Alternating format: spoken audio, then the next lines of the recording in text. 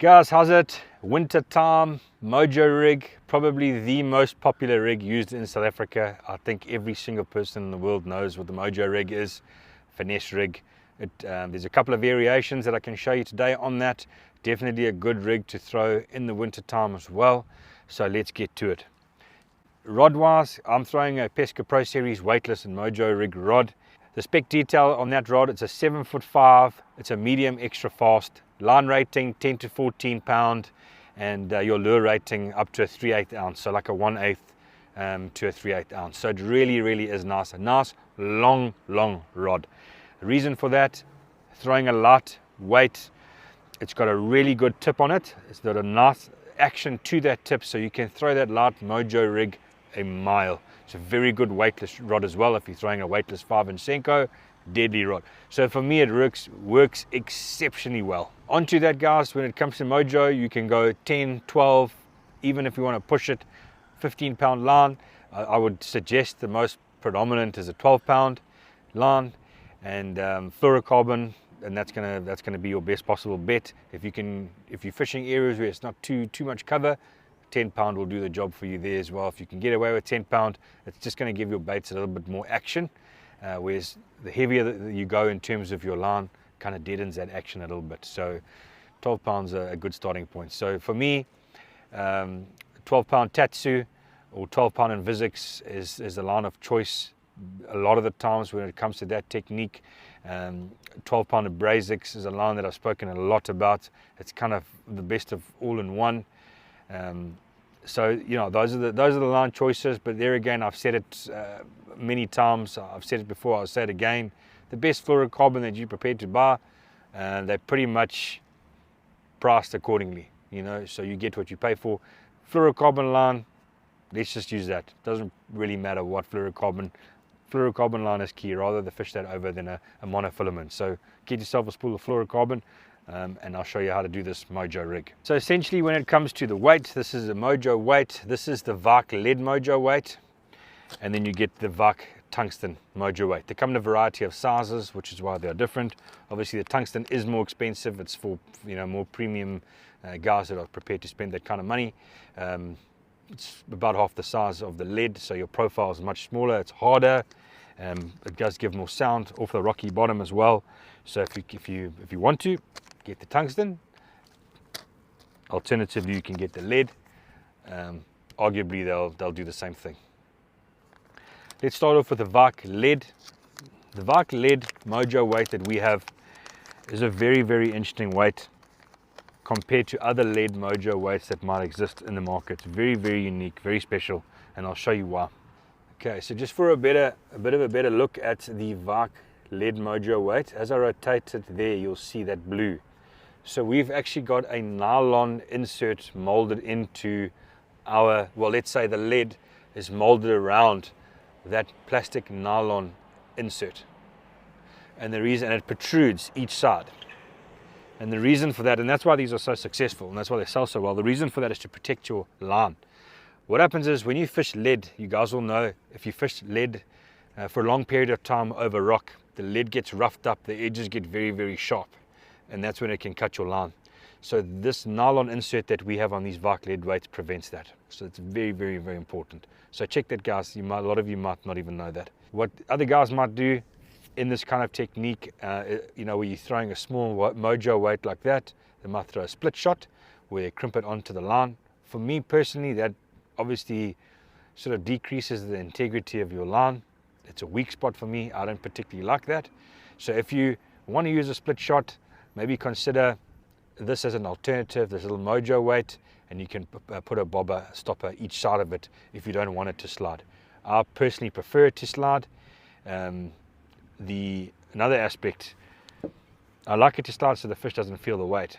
And another aspect of that nylon insert is that it's consistent through, so the diameter is consistent through there. It's not like the lead molded ones that have possibly could have a rough interior, so your line will slip through that consistently, which means that when the fish, although it's still a light weight, the fish are finessey and they're being difficult, the line will slide through that consistently every time. So if the fish picks up on your bait, it's not going to feel that. It's going to slide just like a Carolina rig, basically. It's just going to slide. So that's another feature I forgot to mention of that nylon insert, if we can call it that. So let's just rig one up for you so we can show. A lot of guys will know obviously how to rig up a Mojo rig, but a lot of guys there don't know. So that's just the Vike lead Mojo going onto the line. Then I'm going to take a bobber stopper. So this is a Vike rubber stop, and that's essentially what a rubber stop is. That's essentially what it is there. It's a little stopper. It's on a piece of wire. At the top of the wire there's a loop on it, and you put your line through that loop and you pull it up onto your line. So I'm taking my line, putting it through the wire loop, and then you take that bobber stopper and you slide it up onto your line like that. Okay, and there it is. It's on the line.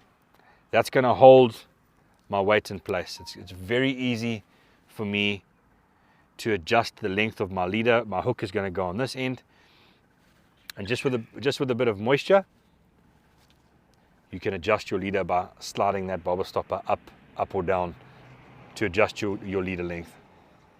So then onto that, I'll just tie my hook. Right guys, there I have my basic Mojo rig. There it is there. It's my hook, my little leader section controlled by that bobber stopper, and my lead Mojo weight. Done and dusted. Very simple rig, easy to do. As mentioned guys, you have got the tungsten option, and you rig it up exactly the same way. It's just up to you if you want to go lead or tungsten. Chaps, what can happen, winter time, we're fishing a Mojo rig a little bit deeper. So you want to, if you want to go with a heavier Mojo weight, you'd obviously go with the tungsten. What can happen is because you're fishing thin line and you flinging that Mojo as far as you can, you might need to add another bobber stopper just as a bit of reinforcement so that it doesn't keep sliding. It's very frustrating when you fish a Mojo rig and your bobber stopper keeps floating down. So if that does keep happening and it's becoming a stress, then you can do what we call a finesse Carolina rig, where instead of using a bobber stopper, you actually incorporate the swivel in its place. That swivel is obviously going to prevent any movement. Yes, you won't be able to adjust your leader lengths if you need to. You'd have to retie, but a swivel will solve that problem for you as well. So you've got the option, to have the swivel or two of those bobber stoppers, and we'll solve that problem for you. When it comes to your bobber stoppers, guys, there's a medium size and there's a small size. So obviously the small size is for your 8 or 10 pound, maybe pushing it to a 12 pound line, and then you've got the medium, which is like 12, 15, 17, and it goes all the way. You can fit 20 pound on that as well. So have a look at those. You'll see them. It's a RSM and a RSS. S is small, M is medium. So check those out just to make sure you're getting the right one for the technique that you're going to be fishing. So obviously if you go with a medium size one where it's a bit thicker, it could potentially slide. So get the small ones. You might need to put 2 on there because you are fishing in the winter. You are fishing 15, 20 foot of water possibly. So, a lot of times you're not going to use such a small Mojo weight. You want to get it down to the bottom and you want to fish it on the bottom. So the heavier weight's going to, help you maintain that bottom contact, fishing it through rocks and timber and all those kinds of structure and cover that you're going to be experienced with. In terms of baits, guys, there are so many baits. I'll just show you the most popular ones. But you can like throw the kitchen sink on a Mojo rig and bass eat it. The good old Zoom Super Fluke, deadly. You put a 3/0 hook into that. This is a lovely color. This is a stunning color. This is called watermelon slice. So it's like it's a watermelon red, but it's like got a laminate top tinge to it. So that's pretty cool. I like that. That's a Super Fluke. Works well. 3/0 hook in that, like a MegaBite or something. You'll be sorted. And obviously the good old Fluke Junior, which you could throw on a 1/0 or a 2/0 hook, according to your preference. Super Fluke Junior.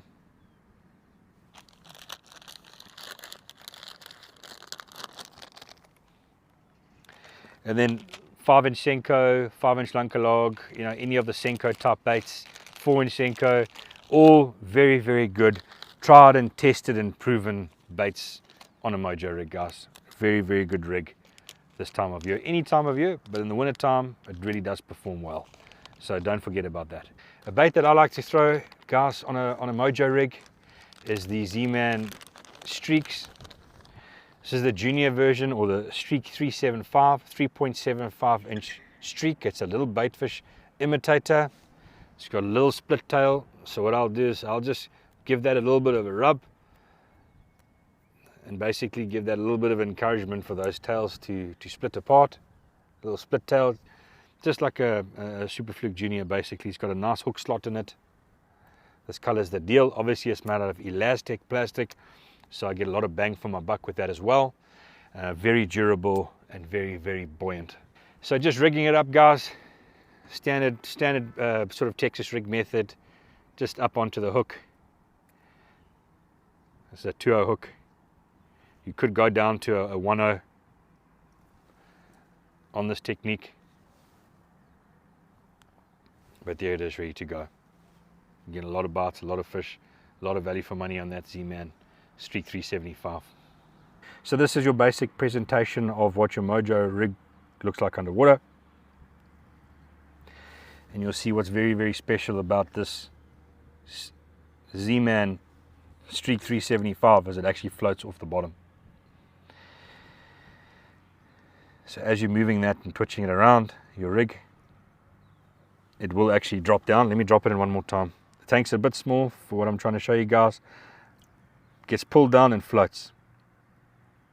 So to have the ability to fish a technique where your weight is on the bottom, but your bait is off the bottom, suspended or floating off the bottom, it's a lot easier for those fish to come down, a lot more convenient, a lot more natural, because your bait's not in the dirt, it's above the cover, it's above the ground. So that's really something unique, and I think can definitely get you a few more bites. Okay, I'm just going to move this a little bit, just because of the size of our tank. I'm just going to move that rig a little bit shorter, just to illustrate the weight on the bottom and how the buoyancy of the Z-Man Streak actually, it still floats. Just drop it in and have a look. So there you can see a better representation of it. Obviously it's a shorter leader now, but you can see that's the principle we're working on there. The weight's on the bottom, bait's floating off the bottom. Incredible. As you move that, obviously it's going to have a wicked action and float off the bottom. Even with that 2-0 hook in it, it's a Mustad MegaBite hook, floats perfectly. So you could actually get away with that 2-0 quite nicely.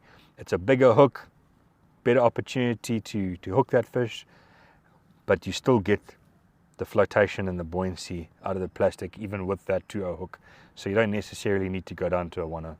So in terms of leader length, guys, I think it's just important. I don't want my leader that short as we did now in the tank demonstration. So I just wet that and I just pull it. It's probably, I'm looking at like a 300 mil.